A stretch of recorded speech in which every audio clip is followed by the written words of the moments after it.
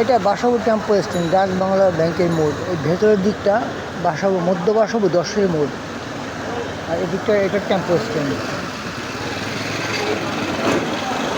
এ হচ্ছে সারাদিনের এই গত 2 ঘন্টা বৃষ্টির ফলাফল।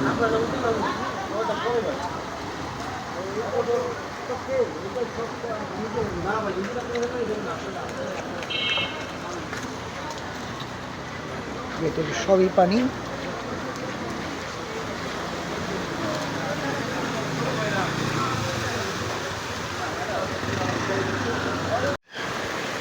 এটা ঢাকার বাইরের কোনো এলাকা নয়, এটি রাজধানী ঢাকার সবুজবাগ থানা আওতাধীন মধ্য বাসাবো দশের মোড়ের চিত্র এটি।